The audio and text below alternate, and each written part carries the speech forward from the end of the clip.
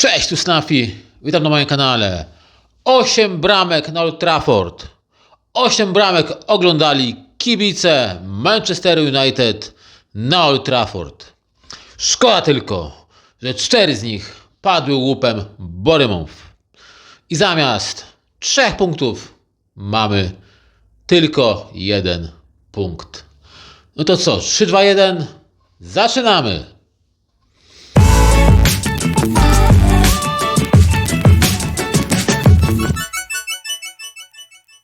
A więc jak powiedziałem, podział punktów w meczu Manchester United z Bournemouth 4-4. Dla postronnego kibica całkiem niezłe widowisko. Sporo bramek, sporo akcji. Jeśli chodzi o nas kibiców, no niestety na pewno czujemy rozczarowanie, na pewno czujemy rozżalenie, gdyż kolejny mecz na Old Trafford nie potrafimy doprowadzić do wygranej. Nie potrafimy kolejnego meczu doprowadzić do naszej wygranej.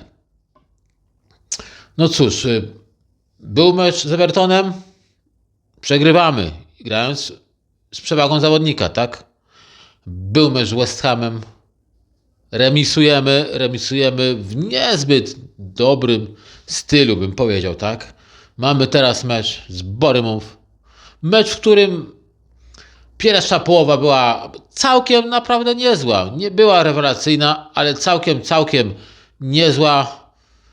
Natomiast to, co się stało w drugiej połowie, czyli po raz kolejny, gdzieś jakby, to krótko mówiąc, nie wiem, nie wytrzymali ciśnienia, nie wiem, rozkojarzyli się, nie wiem jak to nazwać, bo po raz kolejny w bardzo szybkim czasie straciliśmy 2 bramki.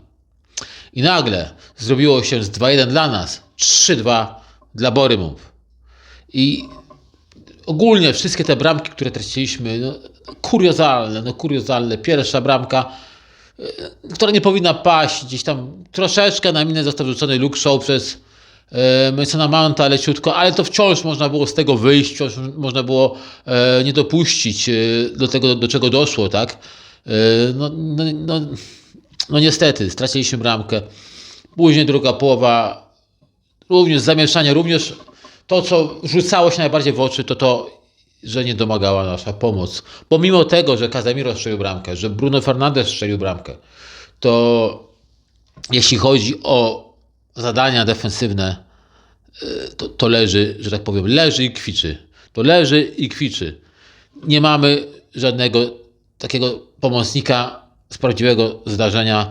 Pomocnika, który, wiecie, ma zdrowie końskie, że tak powiem, do biegania i będzie biegał od jednego pola karnego do drugiego. Potrzebujemy kogoś takiego, potrzebujemy kogoś dynamicznego. Nie mamy kogoś takiego i dziury były widoczne na każdym kroku. Praktycznie przy każdej bramce, pamiętajmy, można po części też obwijać obronę. I to też pokazuje, jak ważnymi zawodnikami są dla nas De Ligt i Harry Maguire. Że bez nich ta obrona jest dziurawa, troszkę jak ser szwajcarski. Natomiast pomocnicy również, jak pamiętajmy, biorą udział w akcjach defensywnych, nie tylko w kreowaniu sytuacji, ale również w przerywaniu groźnych sytuacji. I tutaj, niestety, jak już powiedziałem, ta pomoc nasza leży i kwiczy. Gdyż nasi zawodnicy, czy Casemiro, czy Bruno, nie są typami dynamicznych zawodników i nie są w stanie, wiecie, biegowo wygrywać pojedynków. Dlatego, wiemy, że Bruno jest lepszy na innej pozycji i to jest na 10 razy lepszy zawodnik, jeśli gra na pozycji numer 10. Natomiast Casemiro, umie się znaleźć pod polem karnym przeciwnika, dołożyć głowę, nogę, ma czutkę, piłka go szuka, umie też piłkę rozegrać, natomiast nie jest typem zawodnika dynamicznego. I również ma problemy, tam gonił, a w końcu dogonił zawodnika Bournemouth i gdzieś tak go faulował, tylko że było na tyle blisko, że padła bramka. I tutaj po części mogę się zgodzić, że troszeczkę tam nasz bramkarz Lamens zawinił przy tej bramce z rzutu wolnego, gdyż to teoretycznie nie powinno chyba wpaść. Gdzieś było widać, że on na jakichś jakiś naskok na początku zrobił, jakiś podskok, dopiero później się rzucił i to gdzieś opóźniło jego reakcję i gdyby od razu się rzucił, pewnie by to obronił. Natomiast pamiętajmy, że po pierwsze ten bramkarz ma dopiero 23 lata i jeszcze sporo gry przed nim. On ma dopiero 23 lata, on może nie wygląda, on wygląda na bardziej bramkarza rozwiniętego, takiego, który miał z 28 lat, ale on ma dopiero 23 lata. Pamiętajmy, jemu jakieś pomyłki mogą się jeszcze zdarzać. Ja przypomnę, pierwszy sezon w Manchesterze United Davida De Gei. Przypomnijcie sobie pierwszy sezon jego pod wodzą Rubena Amorima. Co ja gadam? Boże, pod wodzą Sir Alexa Fergusona. I jak w ogóle mogą porównać Amorima do Fergusona? Się pomylić. Ludzie, niedobrze. No. I tak, przypomnijcie sobie to, jak wtedy wyglądał David De Gea, jego pierwszy sezon. Również zdarzały mu się błędy. Dobrze bronił, ale zdarzały mu się różne błędy. Dopiero z sezonu na sezon zaczął się wdrażać, zaczął się przyzwyczajać do Ligi Angielskiej, do tego wszystkiego i zaczął bronić jeszcze lepiej, tak? I był jeszcze lepszym zawodnikiem, tak? Aż doszedł do takiego momentu, że zdobywał złote rękawice, tak? Także pamiętajmy o tym. Pamiętajmy o tym, że to jest wciąż młody zawodnik i gdzieś, to jest jego pierwszy sezon i jakieś tam drobne błędy mogą mu się przydarzać, ale pamiętajmy też o tym, że w doliczonym czasie gry drugiej połowy wybronił nam 200. Wybronił nam 200, dzięki temu mamy chociaż ten jeden punkt. Dzięki temu żeśmy się nie skompromitowali i nie przegrali po raz kolejny z Wisienkami u siebie. Wyciągnął nam 200, naprawdę to były dość trudne interwencje i on temu podołał. Obronił to. Jeszcze wcześniej interwencja po strzale Tawaniera chyba tak, z główki. Było trochę tych sytuacji, które nam wybronił jednak. I mówię, w szczególności trzeba pamiętać o tym doliczonym czasie gry i tych dwóch interwencjach kluczowych dla tego remisu tak naprawdę. Także tyle jeśli chodzi o naszego bramkarza. Jeśli chodzi ogólnie o naszą drugą połowę, co się tam wydarzyło, nie wiem, co się w szatni wydarzyło, że wyszliśmy tak, a nie inaczej na drugą połowę. Gdy już się wydawało, że złapaliśmy ten kontakt, przepiękna bramka Bruno Fernandesa rzutu wolnego, fajna akcja i dobry strzał Kuny, mamy 4-3. I po raz kolejny zawodzi wszystko, co mogło zawieść. Po raz kolejny w łatwy sposób tracimy bramkę na 4-4. No i wtedy już było wiadomo, że nie damy rady. Było widać, że my nie damy rady na 5-4 wyjść, bo to raczej Borym było bliżej tego wyniku 5-4 niż my. To oni na nas siedli, oni uwierzyli w siebie, a my tylko już zaczęliśmy się rozpaczliwie bronić i wybijać piłkę na oślep. Także stało się jak się stało, jest 4-4, jest wielkie rozczarowanie. Nie boję się tego powiedzieć słowa, wielkie rozczarowanie, bo mnie to nie zadowala, że mieliśmy kilka fajnych akcji, może kilkanaście fajnych akcji i ten mecz ogólnie dobrze się oglądało. Dla mnie liczy się wynik końcowy, dla mnie liczą się punkty, dla mnie się liczy miejsce w tabeli i ludzie złoci. Everton, West Ham, i teraz Borymów, tak? Mamy tutaj 3 mecze na Old Trafford, mecze, w których powinniśmy byli zdobyć 9 punktów. Powinniśmy zdobyć 9 punktów. Na 9 możliwych punktów w tych meczach, z tymi niby łatwiejszymi przeciwnikami, zdobyliśmy 2. Zdobyliśmy 2 punkty, a ja się pytam, gdzie jest te 7 punktów, panie Amorim? Gdzie jest te 7 punktów? Dodatkowe, które powinny być zapisane na nasze konto. Powinniśmy być tutaj easy, że tak powiem, w top 4, a nie jesteśmy. Gdzie te 7 punktów? Co się z nimi stało? No i mówię, taki mecz jak wczoraj daje nam takie odpowiedzi, że my potrzebujemy naprawdę na teraz środkowego pomocnika.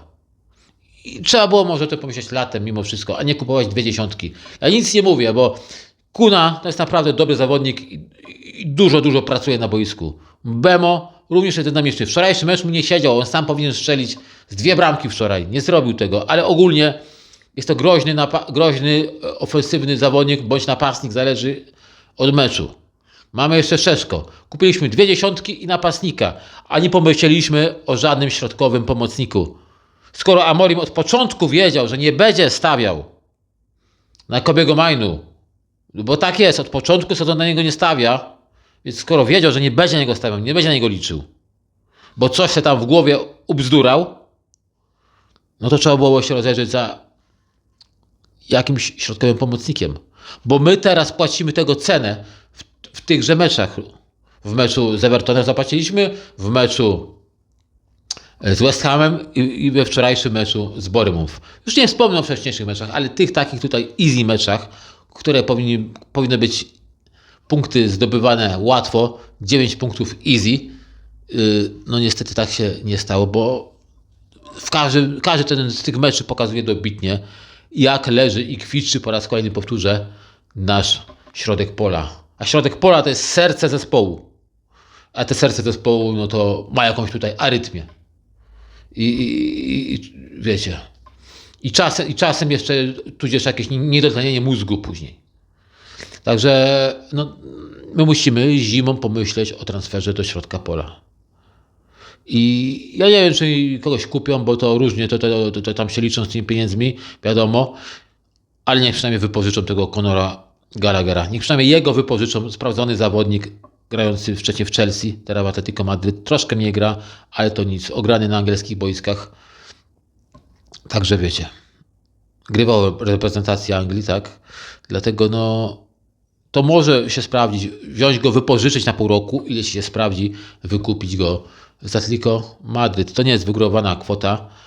Próbujmy, zróbmy coś. Jeśli Ruben Amorim nie liczy na Kobiego Majnu, próbujmy coś zrobić, bo widzimy, że on się na niego uparł, ma coś do niego, do tego chłopaka i nie widzi go. Wczoraj wszedł tylko dlatego tak szybko, bo Casemiro dostał żółtą kartkę, tak? Dostał żółtą kartkę, była groźba czerwonej kartki, chciał dmuchać na zimne, wpuścił Kobiego Majnu. Ja tam innego wyjścia nie widzę, że inaczej chciał coś zrobić. Także wiecie, chociaż z drugiej strony popatrzcie, wszedł Kobe Majnu, strzeliliśmy 2 bramki. Jak się pojawił na boisku. Może coś tam, wiecie, jednak dał swoją obecnością, tak? Natomiast Ruben Amorim ma inne zdanie na temat tego zawodnika. Nikt z nas nie wie, o co dokładnie chodzi, bo co innego mówi w wywiadach, a co innego później robi. Natomiast mówię, jeśli nie ma go w planach, my musimy zimą za wszelką cenę ściągnąć środkowego pomocnika. Musimy, jeśli chcemy walczyć o puchary, jeśli wciąż chcemy się liczyć w walce o top 4 w tym sezonie, musimy ściągnąć środkowego pomocnika. Nie róbmy z Bruna Fernandesa na siłę kogoś, kim nie jest. Powiedziałem, on na pozycji numer 10 jest 10 razy lepszy niż na pozycji numer 8 czy 6, w zależności od meczu. No, zabieramy mu wszystkie możliwe atuty, wytracamy mu z rąk wszystkie możliwe atuty, jakie posiada.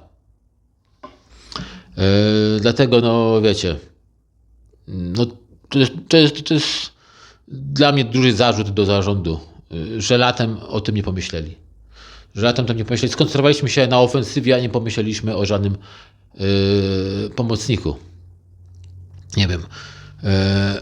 Nawet nie spróbowaliśmy.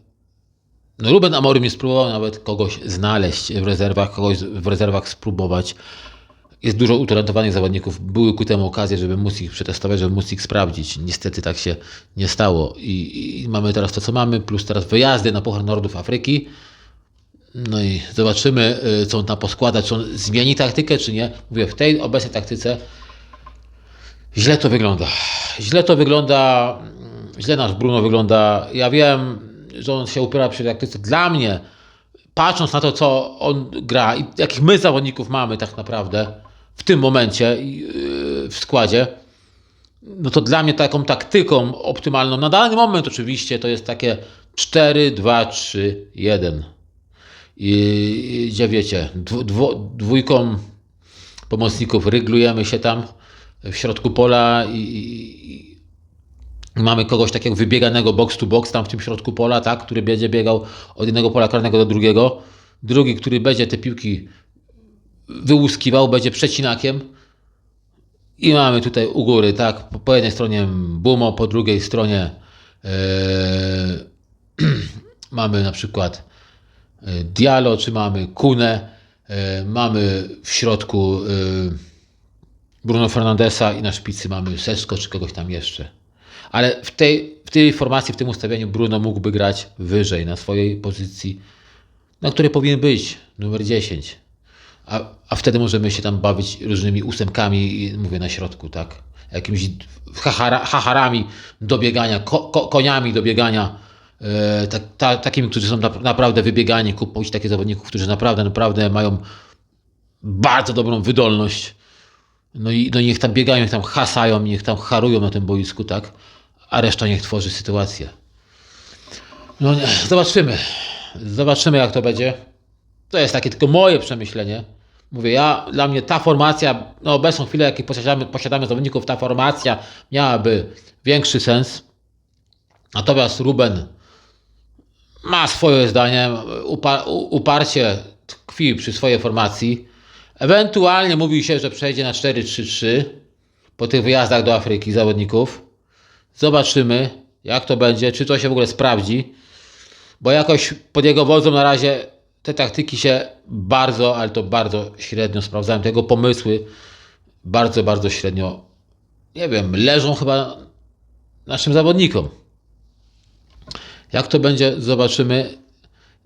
Ja życzyłbym sobie, chciałbym, żeby po prostu Ruben Amorim bardziej ten klub poczuł, bardziej poczuł potrzeby tego klubu, bardziej poczuł, jakie naprawdę są w tym klubie standardy, jakie zawsze były standardy i czego ten klub zawsze się trzymał, i żeby w końcu do jego świadomości doszło, że ten klub w przeszłości nie tylko kupował zawodników z zewnątrz, ale również korzystał z zawodników z akademii. To takie przemyślenie na koniec. I cóż, czekamy na mecz z Aston Villą. Zobaczymy, co tam się wydarzy, bo tam będzie również bardzo ciężki mecz, niezmiernie ciężki mecz na wyjeździe.